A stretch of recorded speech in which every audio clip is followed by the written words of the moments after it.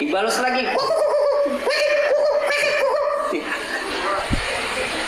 gitu ya kan. Kalau yang ada di seruling mas kan kayak gitu ya, akhirnya apa, cambak sana cakar sana ya.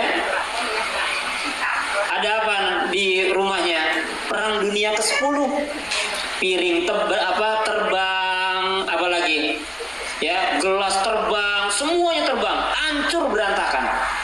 Ya, manusiakanlah manusia. Ya, suami adalah manusia, istri adalah manusia, anak juga manusia. Dibentak anaknya, diam. Rapuh loh bu. Seorang anak yang begitu banyak imajinasi itu jadi akan hilang tuh imajinasinya. Ribuan itu akan hilang bu. Maka ada anak yang tadinya itu ceria jadi apa? Pendiam gitu ya. Usia 5 tahun dia jadi pendiam. Kenapa? Karena sering dimarahin bu. Tapi dia akan menjadi manusia apa? Manusia yang kasar sekasar-kasarnya. Kapan? Ketika orang tuanya nggak ada. Kenapa? Karena bapakku adalah harimauku. Dia merasa ketika ada bapaknya, dia takut dimakan. Ibu-ibu yang dimuliakan oleh Allah Subhanahu wa Ta'ala, apalagi seorang laki-laki yang membentak istrinya. Rapuh bu tulang-tulangnya. Siapa di sini yang pernah dibentak sama suaminya? Pernah apa enggak? Ketika dibentak, apa yang akan terjadi? Rapuh bu, lemas bu. Yang tadinya dia mau masak mendoan, itu hilang. Gimana caranya bikin mendoan? Gara-gara apa? Diteriakin sama suaminya. Akhirnya dia ngeblank. Pernah nggak kayak begini? Cepat beli gula, dia berangkat tuh. Sampai di toko, saya mau beli apa ya? Karena di rumah dia berantem tuh, dimarahin, dia sedih, nangis, keluar air mata, dia tahan. Mandi lama banget. Kenapa? Karena di dalam kamar mandi dia meneteskan air mata. Ya Allah. Ya.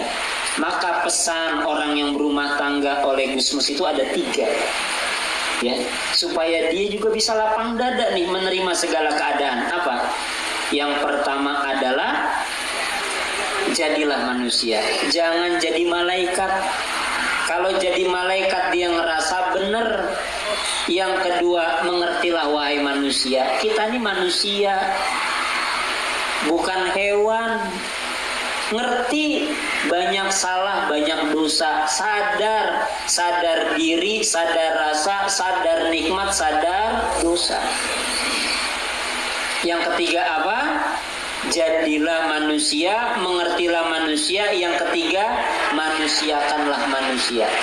Suamimu adalah manusia, istrimu adalah manusia, anak, mertua, orang tua adalah manusia. Maka manusiakanlah manusia. Nasehatin. Kalau emang kita merasa omongan kita akan menyakitinya, maka faliyakul khairon aw liyasmut. Diam itu lebih baik daripada kita ngomong tapi kita malah melakukan dosa dan kesalahan. Ini ya. Supaya apa? Kita bisa lapang hati, lapang dada, nerima, legowo dalam hidup kita. Ya, orang yang rumahnya mewah, mobilnya banyak, tanahnya luas, belum tentu hidupnya bisa tenang. Begitu juga orang yang rumahnya sempit, nggak punya apa-apa, belum tentu juga hidupnya tenang. Udah miskin, hidupnya nggak tenang. Ada apa nggak? Ada. Kaya, hidupnya nggak tenang. Sekarang mau pilih mana? Hidup nggak tenang, miskin apa kaya? Mau pilih yang mana?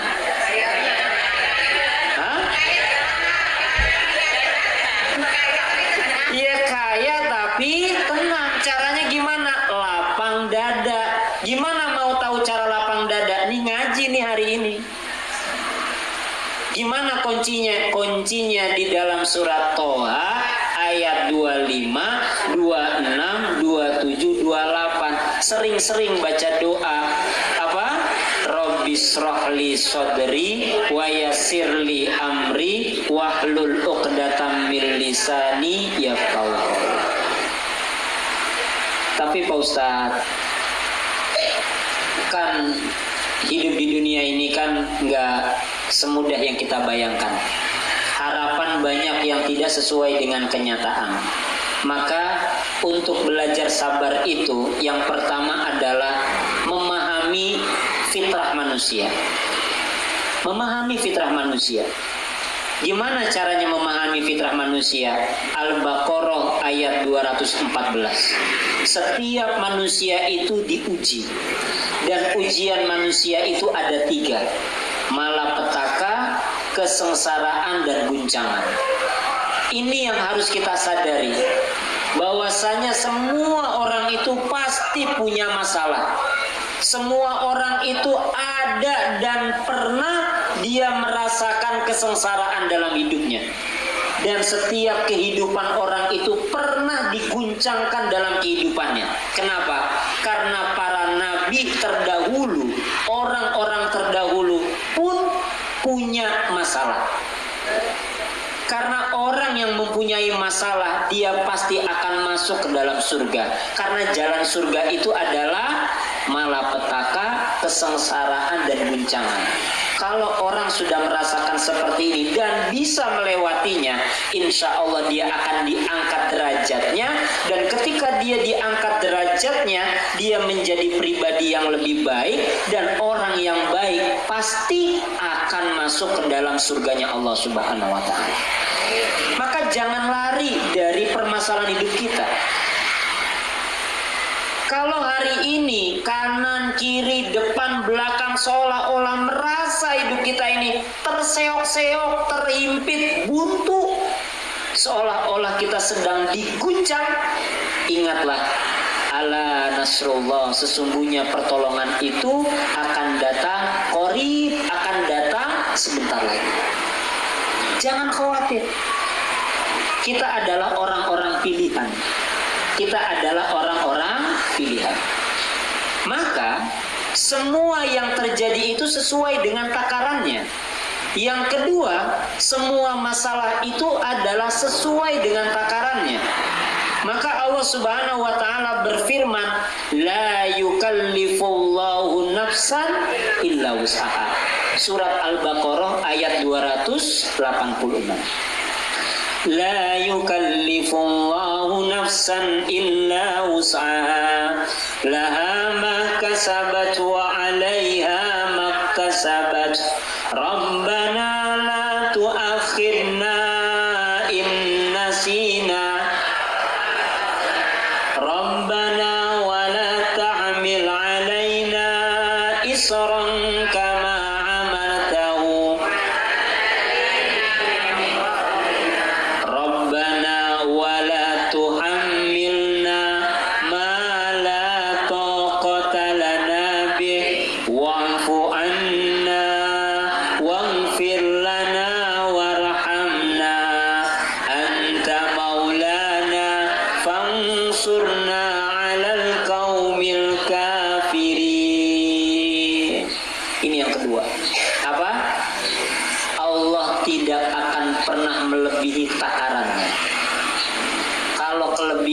itu nggak akan enak, Bu. Dan ingatlah, la yukallifullahu nafsan illa wus'aha. Tidak ada manusia yang diberikan musibah, masalah, tapi dia tidak bisa menyelesaikannya. Allah tahu dia pasti bisa menyelesaikannya. Kenapa? Karena masalah yang diberikan, soal yang diberikan kepada orang, kepada hambanya, Allah punya jawabannya dan jawabannya sudah diberikan. Selama dia meminta kepada Allah, ya Allah, kasih saya jawabannya dari soal yang ini, ya Allah. Jangan cari jawabannya ke tempat yang lain, karena soalnya dari Allah. Soalnya dari Allah kita minta jawabannya sama yang lain, ya nggak bakal nyambung. Yang tadinya nilainya 100, kalau jawaban dari orang lain bisa jadi cuma 70, nggak sempurna. Maksudnya apa? Ketika ujian jangan nyontek. Belum tentu jawabannya benar. Terus gimana? Cari jawabannya ke Allah, karena soalnya dari Allah. Itulah yang dinamakan apa? La yukallifullahu nafsan illa wus'aha. Ya. Maka kita berdoa, siapapun yang hari ini diberikan malapetaka, kesengsaraan, guncangan dalam hidupnya, masalah bertubi-tubi, masalah ekonomi, masalah keluarga, orang tua, mertua, pekerjaan, usaha, apa yang bisa dia lakukan? Berdoa kepada Allah. Perbaiki, naikkan level ibadah kita. Gak usah cari solusinya ke priwe. Naikin aja level ibadah kita. Naikin level ibadah kita. Ibu, hari Jumat malam, Jumat pagi saya kedatangan tamu. Bahwasanya ya, orang yang saat itu minta doa, ya, saya pernah cerita ada orang yang punya utang 130 juta, utangnya lunas. Pernah ya? Dalam waktu kurang lebih 2 bulan. Dan orang itu besok mau umroh sama saya, ya, bersama anaknya. Padahal dia nggak kerja, Bu. Kerjaannya apa? Kerjaannya cuma sholat, baca Quran, ngasihin makan anak-anak yatim, duafa, jompo di mana? Di panti kami. Duh, kok dia bisa daftar umroh sama anaknya lagi? Dia tuh cuma doa, ketika utangnya lunas doa, Ustadz doain ya Tat, mudah-mudahan masalah saya sama mantan suami saya selesai. Amin. Mudah-mudahan saya dapat jodoh yang soleha, hafal Quran. Kan logik, dia aja nggak hafal Quran, kan gitu ya. Ini sama nih kayak Ibu Arista, teman kita, kan gitu ya. Kemana-mana doanya apa? Doa ini Pak Ustadz, mudah-mudahan anak saya jodohnya penghafal Quran. Masya Allah. Sekarang jodohnya kan anaknya penghafal Quran tuh. Anak kiai mana nih? Karena kita nggak ada yang tahu nih dari mulut siapa doa kita diijabah. Ngomong aja, terus aja. Jangan sampai kita ngatur Tuhan gimana-gimana. Pokoknya kita doa sama Allah Subhanahu wa Ta'ala. Apa yang terjadi? Anak ini dilamar, Bu, sama salah satu ustadz di pesantren. Belum selesai di situ. Apa? Tiba-tiba dia dapat tambahan warisan dari orang tua angkatnya. Berapa? 100 juta rupiah. Berangkat umroh tadi berapa harganya? 29,5. Kurang lebih berapa? Ya kalau berdua sama anaknya kurang lebih berapa? 50 jutaan. Kan gitu ya? Kan anaknya masih kecil tuh. Berarti masih ada sisa berapa? 50 juta. Masya Allah. Unlogik. Belum selesai di situ bahagia kami. Kenapa? Karena dia mengerjakan 40 hari mencari cinta Allah. Kemudian tiba-tiba siangnya saya dapat WhatsApp dari salah seorang yang dulu 42 hari yang lalu dia pernah datang ke kami dan dia menceritakan permasalahannya. Ketika datang, dia datang bersama suaminya, Masya Allah. Dan saya udah punya feeling, istri saya, Bun tolong bikinkan 3 minuman. Kenapa? Feeling saya dia datang nih sama suaminya. Bener, suaminya datang. Dan qadarullah, di hari ketiga dia mengerjakan 40 hari mencari cinta Allah, apa yang terjadi? Yang terjadi tambah ambiar hidupnya, Bu. Tapi lagi ambiar-ambiarnya dia terputus hubungannya dengan suaminya makin cinta dan makin sayang. Tapi belum selesai di situ. Saya bilang, di hari yang ke-30 biasanya tambah hancur. Bener? Di hari yang ke-30 mobilnya hilang, motornya hilang, diambil orang. jual untuk menyelesaikan masalah. Ya, tapi di hari yang ke-40 hidup dia sudah mulai tenang, walaupun kekurangan harta. Dan ternyata ketika dia kurang, dia merasa lebih. Apa lebihnya? Suaminya baik, anaknya baik, ibadahnya baik. Karena memang yang membuat ketenangan hidup kita itu bukan banyaknya harta, bukan mewahnya yang kita punya, tapi apa?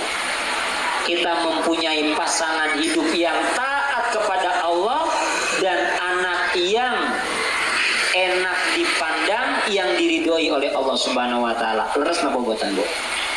Jenengan duduk di kursi yang mahal, harganya 20 juta di ruang tamu. Kemudian datang anak jenengan. Assalamualaikum. Sehat, Ma? Ma? Kepriwe jak? Enak nggak duduknya di situ? Ini anak saya habis minum obat apa sih? Berapa takaran obat cacingnya juga kayak begini?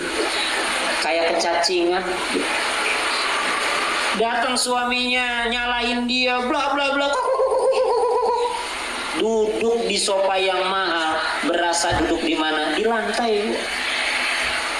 Tapi beda ketika kita ngemper di sini nih, ya.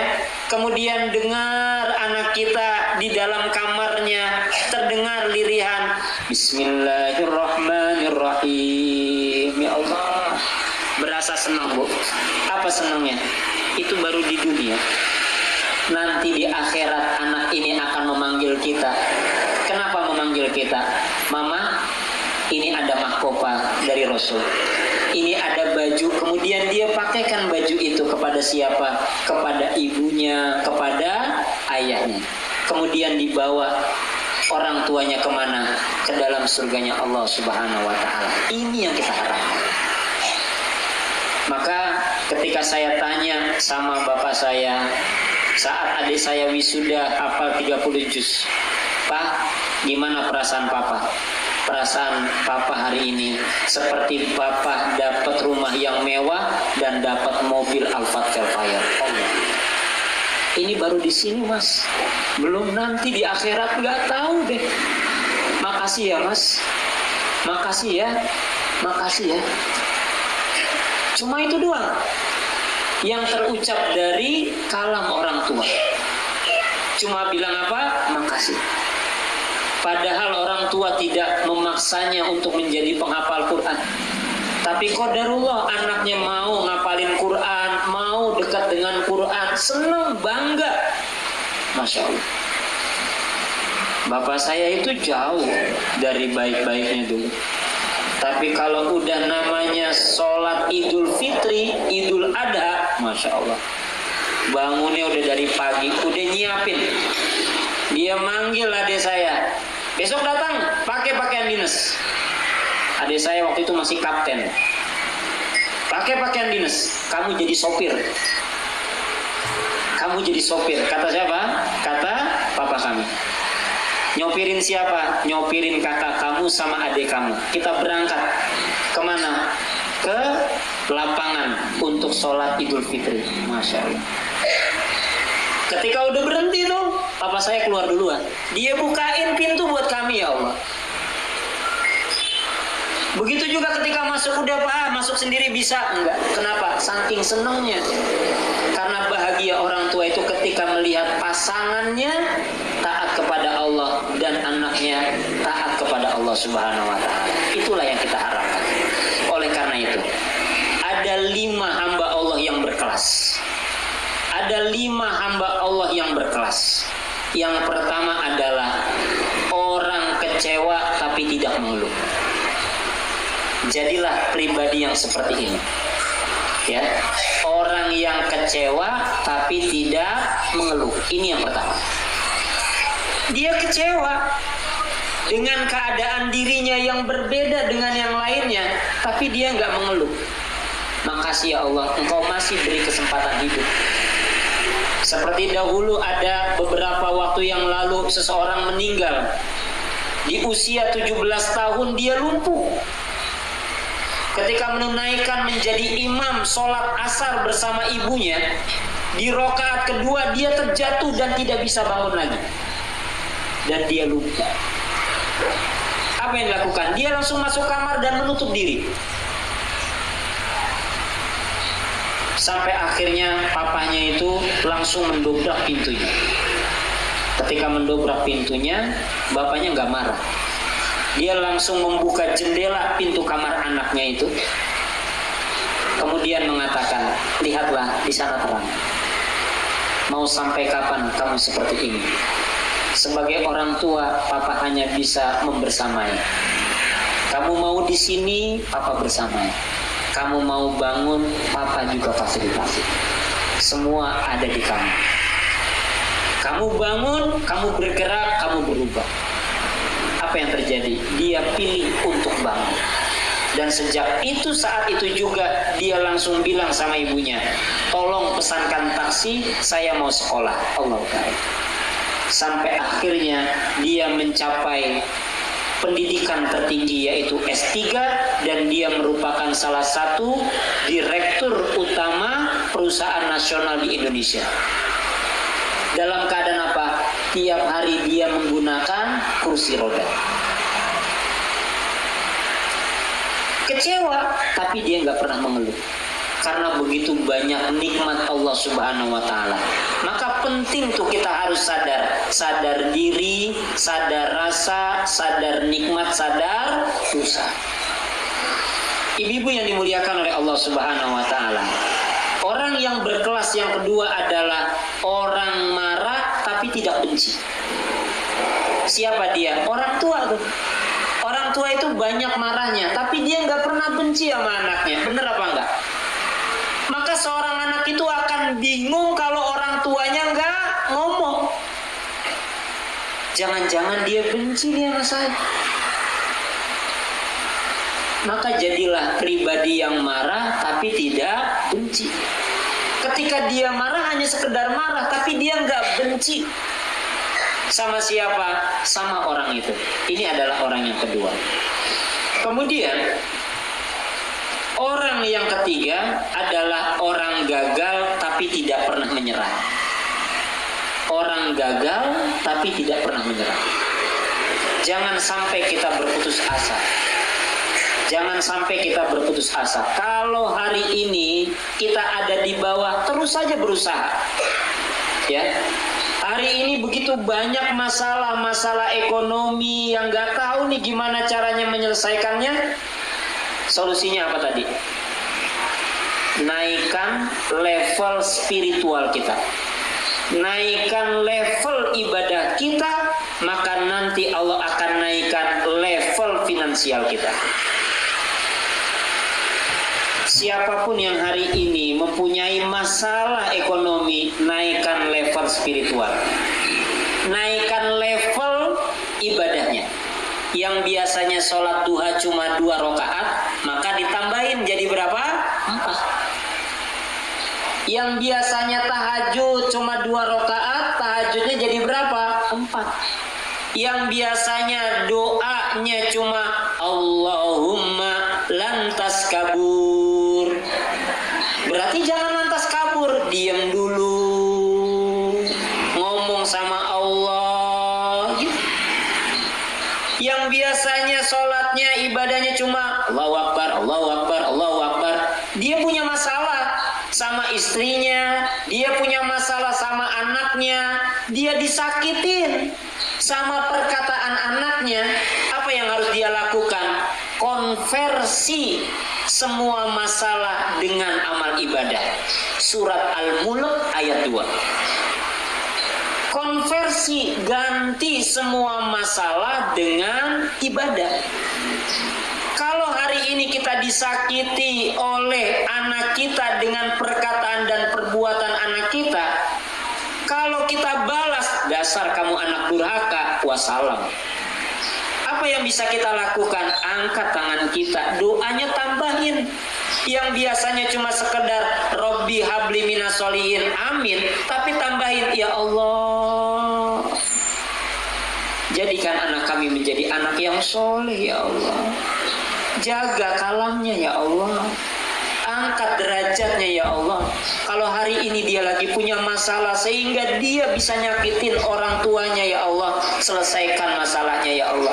Bukakan pintu jalan keluar dari setiap masalah yang dia punya ya Allah. Jangan menyerah. Jangan menyerah dalam berdoa. Doa dulu, doa lagi, doa terus. Kalau hari ini anak kita belum menjadi anak yang soleh, doa Robbi habli minas solihin. Kalau udah doa belum juga jadi anak soleh, doa lagi Robbi habli minas solihin. Kalau belum jadi anak soleh juga, doa terus.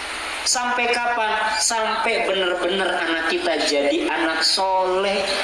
Dan ketika sudah jadi anak soleh, jangan berhenti. Kenapa? Karena ada orang yang sekarang jadi soleh, besok jadi salah.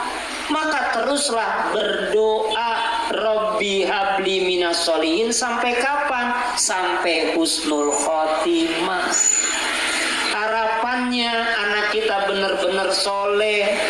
Yang mandiin kita adalah anak kita, yang kafanin anak kita, yang nyolatin anak kita, yang nguburin anak kita, dan yang terakhir yang doain kita adalah anak kita. Jangan gagal. Jangan pernah menyerah ketika kita gagal. Maka orang yang berkelas itu, ya, yang ketiga adalah orang gagal tapi tidak menyerah. Yang keempat, ya, yang keempat, orang yang iri tapi urusan akhirat. Orang apa? Iri. Bukan orang dengki. Orang iri itu adalah dia ya menginginkan kebaikan orang lain. Tapi kalau orang dengki, dia nggak suka kebaikan orang lain dan berharap menjadi buruk. Itu orang dengki, Bu. Maka beda antara iri sama dengki. Iri itu dia baik. Beda sama orang yang ngiri gitu loh. Maka kalau ada orang yang ngiri, kita nganan. Dia ngiri sama kita, ya udah kita nganan. Ya, ketika dia ngiri, kita juga ngiri, ya ketabrak. Sama-sama ngiri, ya ketabrak. Kalau orang ngiri, kita nganan. Itu. Jadi prinsipnya seperti itu. Supaya apa? Kita bisa lapang dada, nerima legowo. Ya. Irinya urusan apa? Akhirat. Kok Bu Evi kok sekarang udah usia-usia udah kayak begini, kok rajin banget, ketemu lagi di majlis ini, besok ketemu lagi, kok bisa kayak dia, padahal dia juga kerja gitu kan. Boleh nggak iri? Boleh iri. Ngelihat maknya kok ngaji terus ya kan, pulang ngaji diboncengin suaminya ya kan, pegangan lagi kayak masa-masa dulu gitu ya, romantis banget kan gitu. Boleh nggak kayak begini? Boleh. Ya Allah, mudah-mudahan saya punya suami kayak gitu juga, kayak gitu kan. Walaupun suami kita, Pak anterin, masih ada ojek gitu.